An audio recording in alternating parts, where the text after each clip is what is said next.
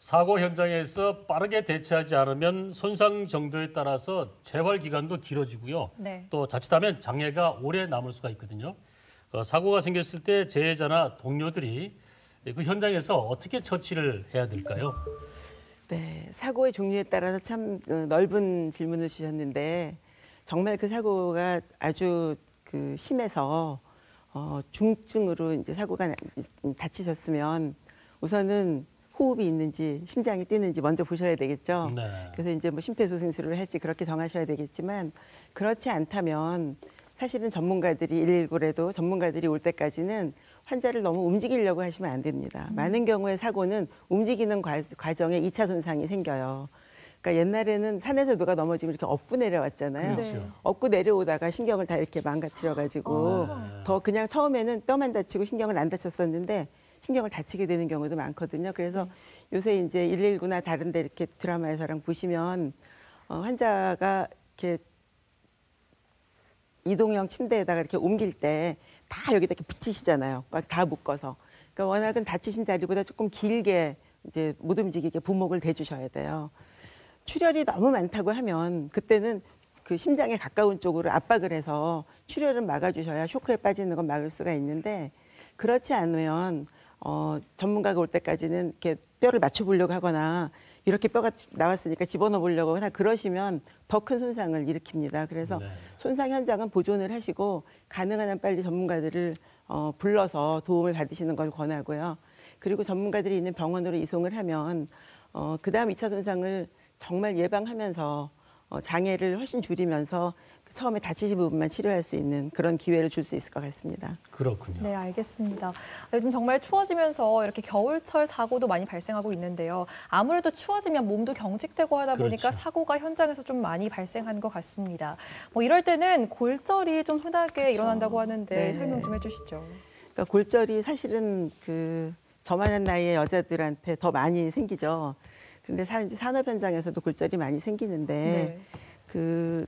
골절이라고 하면 그냥 뼈가 부러진 거예요. 근데 네. 이렇게 부러질 수가 있는데 부러지는 방법이 여러 가지가 있습니다. 그냥 살짝 부러진 거 우리가 그냥 금방 갔어요 이렇게 말하잖아요. 근데 그게 아니라 이렇게 많이 조각조각 여러 조각이 나거나 이렇게 되면 보통 그 기부스만 해가지고는 저절로 붙지 않기 때문에 이제 이렇게 그 뼈를 다 맞춰가지고 이제 금속을 넣어가지고 수술을 해내는 건 정형외과 선생님들이 이제 잘 하시잖아요. 그렇게 해서 저희한테 오면 저희는 수술을 하는 과도 아니고 저희 병원 또 재활병원이라 수술도 하지도 않는데 뼈만 붙으면 기능이 바로 생기는 게 아니잖아요. 네. 네. 뼈는 다 붙었고 엑스레이는 괜찮은데 못 움직이고 못 걷고 그러거든요. 그러는 많은 이유는 골절할 일이 될 때 옆에 근육을 같이 다쳤을 수도 있고 옆에 지나가는 신경을 같이 다쳤을 수도 있어요. 그러면은 그 신경이 회복이 안 되는 경우도 있고 그래서 그 이유에 따라서 이제 접근하는 방법이 많이 다르지만 많이 괴로워하시는 거는 다른 손상이 없었을 때라도 뼈를 붙이는 과정에서 고정을 하잖아요. 못 움직이게. 고정을 하면 제가 요 샘플 하나 가져왔는데요. 네, 네. 이제 이거는 그냥 보통의 무릎인데 이 뼈가 여기가 지금 조 사진에서처럼 여기가 이제 골절이 돼서 이렇게 된 채로 기부스를 많이 해놨다 그러면 다 뼈는 붙었는데 이 무릎이 구부러진 채로 펴지질 않겠죠. 그러면 이거를 억지로 펴주는 일을 해야 돼요. 근데 무작정 이렇게 집에서 이렇게 꺾어준다고 펴지는 게 아니라 네. 그것도 이유를 어느 근육과 어느 근육이 유착이 됐는지 그리고 어느 신경이 손상이 됐는지 아니면은 이 관절각 내에서 이 관절 안에서 무슨 조직이 끼어 있는지에 따라서 이제 관절 운동 범위도 다시 만들어줘야 되기 때문에 그것도 이제 좀 더 심층 진찰을 하고 필요한 치료들을 이제 해 나갑니다. 그래서 여기서 보시면 이제 이분도 50대 남성이셨는데 우측 다리로 떨어져 가지고 이제 아까처럼 골절이 됐고. 처음에는 보면은 이렇게 무릎이 다 펴지지가 않아서 걸을 수가 없으셨어요. 그래서 저희 병원에 오셔서 그다음에 이제 이 다학제 진료를 한 뒤에 이 하지 골절에도 집중 재활 프로그램이 있거든요. 그거를 돌려서 원칙적 복귀를 위해서 지금 현재로는 직업사회 재활 프로그램을 하고 있습니다. 다리가 부러지면 걷지 못해서 상당히 불편할 텐데요. 건강하게 걷게 하기 위해서 집중 재활 프로그램이 있지 않습니까? 네. 어떤 식으로 진행이 되는지요?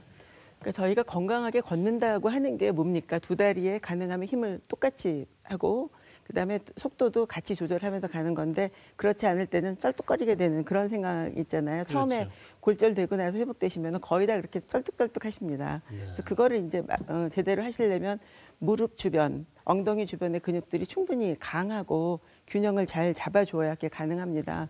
그래서 이제 재활치료사의 1대1로 치료를 같이 맞춰서 하고 그러면서 맞춤형 운동 프로그램을 넣습니다. 그래서 결국은 기능을 회복하고 신체 기능이 전체적으로 다리뿐만 아니라 다리가 다쳤을 때는 사실 허리 기능도 같이 이렇게 언밸런스가 생기거든요. 네. 그것도 균형을 잡게 해주고 그렇게 하고 나서 결국은 사회 적응 훈련까지 같이 하는 프로그램을 저희가 운영을 하고 있습니다.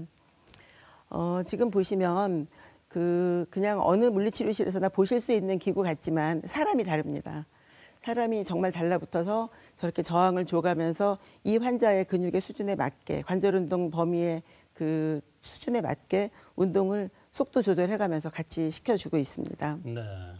그리고 이제 여러 가지 장비를 쓸 수가 있는데 근육이 하나가 움직이는 게 아니라 근육 하나가 움직이면 주변 근육들이 자기네들은 일을 안 해야 될지 더 해야 될지 이런 걸 이제 다시 기억해내야 되거든요. 협응력을 다시 도와주고 그래서 여러 가지 기구들을 쓰게 되는데 기구를 보시면 지금 발 밑에 조금 이렇게 물컹물컹한 공같이 생긴 게 있습니다. 네. 그거는 밑에 균형을 자꾸 이렇게 흔들어 줌으로써 몸이 계속 거기에 맞춰갈 수 있는 훈련을 하도록 하기 위해서 그렇고 이런 기능이 쉬운 것 같지만 매일 계단 오르락내리락 하려면 굉장히 힘들거든요. 네네. 이렇게 그래서 거의 운동선수 훈련시키기 직전만큼은 시켜야 직업으로 돌아간다고 생각하시면 되겠습니다. 네. 이건 좀 생소한데요. 이제 저게 자기 무게 중심이 무거운 물건을 들고 움직일 때나 이런 때를 대비해서 무게 중심이 흔들렸을 때 어떻게 기준을 잡을 건가 하는 거고요. 네. 여기도 지금 바닥에는 공이 있습니다. 그래서 저때 몸의 몸통의 근육들을 강화시키는 일을 저 기구를 사용해서 같이 하고 있습니다. 그러면 꼭 병원이 아니라도 평소에 할 수 있는 건 뭐가 있을까요? 우리가 치료하고 나면은 잘 구부러지는지 그다음에 발 뒤꿈치가 잘 내려오는지는 많이 보시는데 허벅지가 이렇게 펴지시는지는 잘 안 보세요. 네. 근데 이게 안 펴지면은 움직일 때 이 무릎이 다 펴지지 않는 상황일 때는 허리에 모든 부담이 다 가게 됩니다. 그래서 허리를 보호하기 위해서 치료 마무리에는 이 허벅지가 충분히 스트레칭이 되는지를 보셔서 이게 보통 때 무릎을 구부리는 근육인데 이 근육이 다 펴질 수 있도록까지 치료하는 거가 정말로 필요해서 이런 그걸 하고 있고요. 그다음에 이 스스로 지금 이 발뒤꿈치 근육을 쭉 스트레칭을 시켜야 되는데 그냥 하긴 어렵지만 자기 체중으로 이렇게 밀어내리는 건 할만하거든요. 그래서 이렇게 운동하는 걸 저희가 권하고 있고요. 네, 알겠습니다. 네. 이렇게 하지 재활까지 알아봤는데요. 네네. 요즘에는 스포츠 재활이라고 해서 이런 운동들을 좀 많은 분들이 하시는 것 그렇죠. 같습니다. 그런데 저희가 또 허리 디스크가 굉장히 빈번하게 발생한다는 말씀 드렸잖아요. 허리 근육 강화를 위한 운동법도 소개를 좀 해주시죠. 허리 근육 강화 많이 하시죠? 네, 가끔 안 집에서 하는 것 같긴 한데요. 사실은 일단은 강화보다는 무리하지 않게 충분한 스트레칭이 일상에서 일어나야지 되는데 여기 이렇게 보시면은 우리가 이제 타이플 치고 있지만 우리 주부님들 이렇게 서 계실 때 설거지 할 때 많이 쓰시는데 그때도 발판 많이 쓰시잖아요. 가만히 서 있으면 이 뒤에 근육들이 긴장을 많이 하게 됩니다. 그래서 네. 약간 그 긴장을 풀기 위해서 이 발을 서로 교차로 오르락내리락하게 한다든지 무거운 짐을 들 때 뻗쩍 이렇게 들지 않고 무릎을 구부려서 올린다든지 신발을 신을 때도 이렇게 내리지 않고 지금 이렇게 앉아서 한다든지 이러는 거는 굉장히 센스 있는 거고요.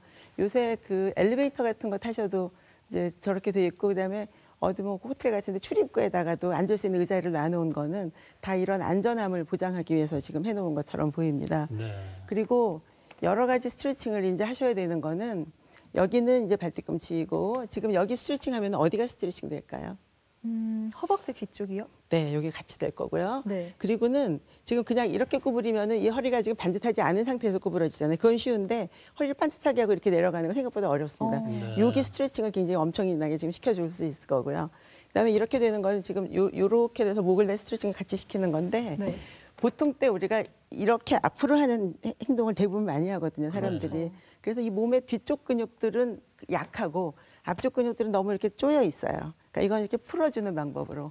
그 뒤에 있는 근육들은 힘을 줘야 돼서 대부분 배꼽에다 힘을 주셔서 배꼽이 등뼈에 닿을 만큼 힘을 주라 그러시거든요. 그러면 허리가 이렇게 펴지세요. 이렇게 된 자세가 있는 사람을 어깨피라고 아무리 해도 안 되는데 배꼽을 집어넣으면 어깨가 펴져요. 네. 한번 해보세요. 왠지 펴지는 기분이 네, 듭니다. 그 여기가 펴지거든요. 네네. 그래서 이렇게 하실 수 있으면 훨씬 더 허리를 건강하게 이 코어 근육들을 유지하면서 하실 수가 있을 거로 보입니다. 그리고 이제 뭐 요새 많이 하시는 뭐 필라테스나 이런 데서도 이런 여러 가지 동작들을 하시는데 조금 이제 체력이 되시면 이렇게 해서 이 뒤에 근육들이 정말 힘 있게 몸을 들어 올릴 만큼 되는지 이렇게 해서 이제 어깨나 이쪽 근육들을 같이 스트레칭 시켜 여기도 강화를 시켜줄 수 있는지 이런 거를 아마 따라서 해보시면 좀 좋을 것 같습니다. 네, 저도 가끔 하는데 허리 근육에 코어 근육 발달이 아주 좋다고 합니다. 아, 네. 계속 하십시오. 그거는 아마 천만금을 주고도 못 바꿀 건강을 유지하는 데 큰 비결인 것 같습니다. 네, 알겠습니다. 자, 2017년 거제 조선소 크레인 충돌 사고가 있었습니다. 네. 이때 사고를 목격하거나 사고 수습에 참여했던 노동자들 가운데 1,518명을 조사했는데 276명이 외상 후 스트레스 장애 위험군에 속해 있다고 합니다. 맞습니다. 이 사고라는 것 자체가 신체적인 무리도 주지만 정신적인 부담도 상당히 가하는데요. 그렇습니다. 이런 평생 트라우마, 심리적 질환에 대한 치료도 재활치료에 포함이 돼 있다고 들었습니다. 네, 그렇습니다. 사실 이제 다른 그 급성기 질환을 보시는 과, 급성기 손상 때 보시는 과에서는 그때 그 상황을 이제 급하게 넘어가셔야 되기 때문에 사실 다 신경 쓰기가 어려우신 것 같아요. 네. 근데 이제 환자들을 재활에서 받을 정도가 되면 여러 가지 평가도 좀 가능해지고 말씀도 좀 해주실 수 있고 그렇게 돼서 저희가 이제 처음에 환자를 뵙게 되면 정말 이분이 그 사고의 충격에서 얼마큼 벗어나 계신지 잘 넘어와 오셨는지 아니면 지금도 힘드신지 하는 것을 하기 위해서 이제 심층적으로 모든 분들한테 평가를 합니다. 그리고 이제 평가 결과에 따라서 그냥 괜찮게 지내시는 분들은 주기적으로만 봐드리면 되지만 그때 아직도 남한테 말은 못했지만 그 현장이 자꾸 생각나거나 가위 눌린 것 같거나 누가 뭐 이렇게 갑자기 나만 쫓아오는 것 같거나 그런 이상한 증상들을 가지시는 분들도 생각보다 많으시고요. 그리고 조금만 무서운 일이 생기면 훨씬 더 과민하게 반응을 하시거나 그런 분들이 워낙 그 사고가 일어났던 그 원래 직장으로 돌아가시는 거 굉장히 어려울 거 아니에요. 보기 생각만 해도 어려울 거기 때문에. 그래서 그럴 때는 저희가 그 이제 여러 가지 그 심리학을 전공하신 분들이 주변에 계셔서 그 이제 주변 조사도 하고 상태가 어떤지도 보고 그러고서는 그다음에 이제 정신과 선생님들 도움이 필요하면 저희가 그 정신건강의학과 선생님들께 보내서 저희 병원에 직접은 하지 못하고요. 보내서 이제 지속적으로 치료받을 수 있게 그렇게 도와드리고 있습니다. 그렇게 하는 데는 가족과 그리고 워낙 그 소속하셨던 직장의 도움이 아주 많이 필요합니다. 네. 앞서 잠시 언급을 해드렸습니다마는 산재 요양을 마친 근로자들을 대상으로 조사를 했는데 2017년에 본래 직장으로 복귀한 사례가 60%였다고 합니다. 네. 자, 더 많은 사례를 만들기 위해서 직장 복귀 지원 프로그램을 통해서 적극적으로 지원을 하고 있다고 하셨는데 어떤 게 있습니까? 사실 그 직장 복귀 프로그램이 저희 병원 프로그램에서는 가장 하이라이트라고 말씀드릴 수 있습니다. 사실 이제 아까 치료의 과정에서 잠시 말씀드렸지만 단지 그냥 골이 붓고 근육이 회복되고 하는 정도가 아니라 이것을 직업 현장에서 어떻게 쓸 수 있는지 하는 것을 그러니까 직업 능력에 어느 정도 이르렀는지 평가하고 그다음에 그것을 이제 정말 직업 현장에 쓰실 수 있게 강화를 시키는 일을 조직적으로 하고 있습니다. 그래서 신체 기능이 향상됨에 따라서 그 수준에 맞는 직업 훈련들을 계속 시키고 있고요. 그렇게 하면서 이제 그 작업장을 흉내내서 작업장 상황과 비슷하게 만들어 놓고서는 모의 작업 훈련을 같이 하는 프로그램을 진행하고 있습니다. 그래서 여기서 보시면 이제 그 한 번에 30분씩 그 한 주에 3회 오셔서 같이 치료하시면서 10주까지 하실 수 있는데 정말로 이런 걸 이제 끄집어 당기신다거나 이런 거 굉장한 힘을 요구하고 근데 그 힘을 저희가 측정을 할 수 있어요. 이분이 몇 킬로를 당기실 수 있구나.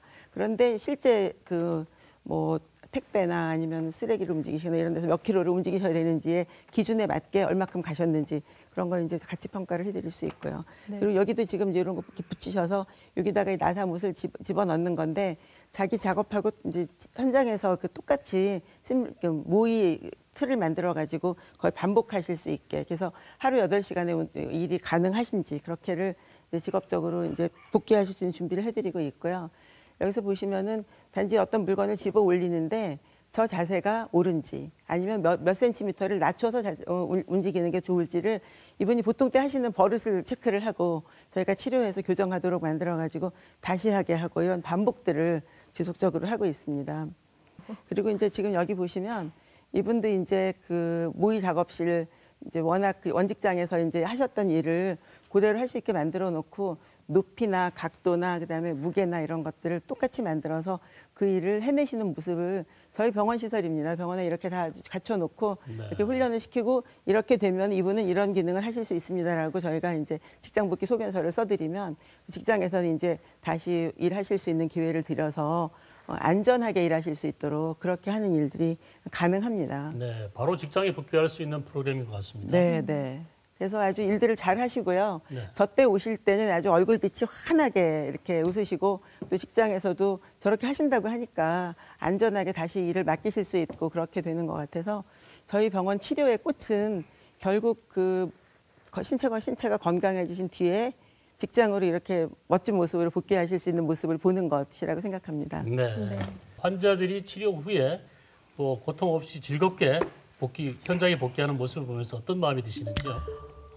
제가 평생 재활의학 의사로서 살았는데 그 평생 했던 일에 그 마지막에 그 수확을 이 직장 복귀하시는 분들을 보면서 평생 일하는 것의 보람을 한꺼번에 받는 것 같습니다. 그리고 이분들이 이제 개개인이 복귀를 하실 뿐만 아니라 또 앞으로 이제 현장에 복귀하실 많은 분들을 위해서 병원에 오셔서 또 자원봉사도 해주시고 후배들한테 격려도 해주시고 그럴 때 보면 이것이 아마 확대 재생산이 되는 그런 선한 에너지가 될 것 같습니다. 그렇군요. 네.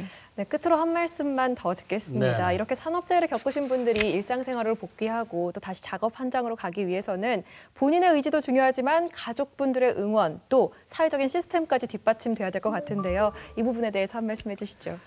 가족들이 사고를 당하셨다는 그 소식을 들을 때부터 가족들도 같이 투병을 같이 해오셨다고 볼 수 있고 굉장히 엄청난 일들을 같이 겪으셨지만 그래도 다시 원상태로 복귀하시는데도 가족들이 따뜻하게 받아주시고 사실 그 기능은 조금 달라지셨을지 모르지만 똑같은 분이고 이름이 바뀐 것도 아니고 그분이고 아빠고 또는 엄마고 아들이고 그런 그 자리로 돌아올 때 그 기능으로 그냥 받아주시는 게 이제 필요하신 것 같아요. 근데 역할이 좀 달라지셨다고 다른 사람 된 것처럼 하는 거는 사실은 이제 이 치료 기간이 조금 지나다 보니까 가족들하고 자주 만나는 것도 좀 못하시고 그러다 보면 복귀가 좀 서먹서먹하신 가정도 있으세요. 그래서 따뜻한 가정에서의 그 사랑이 정말 필요하고 그리고는 그 사고를 당하셨을 때 사업주가 굉장히 중요하신 것 같습니다.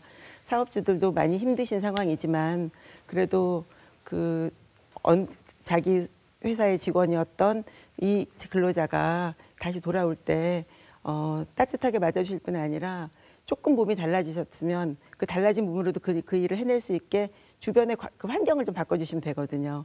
그러니까 장치를 좀 바꿔주시거나 바꾸실 수도 있고 또는 같이 일하시던 동료분들도 어쩌면 그 일을 지난번만큼 다 못하실지도 모르지만 그러면 이제 그 조금 근무 시간을 좀 탄력적으로 운영하거나 다른 작업으로 좀 바꿔주시거나 하는 융통성들 같이 있다고 하면 지금 사실 내가 안 당했을 뿐이지 산업재해는 어디나 있는 거기 때문에 같이 서로 존중하면서 살아가는 사회의 중요한 면일 것 같고 그리고 사회에서는 지금 많이 이제 좋아지고 있습니다. 그래서 여러 가지 편의시설도 좋아지고 그러지만 그래도 실제로 현장에 나가보면 돌뿌리 하나도 걸리면 불편하거든요. 그래서 그 관계 당국에서도 여러 가지 편의시설이나 또는 차별을 이제 없애는 것 이런 것에 계속 노력을 해주시면 우리 그 재해 근로자가 다시 사회화 직장으로 복귀할 때 어려움을 조금 많이 줄이고 희망을 갖고 그 다음 생을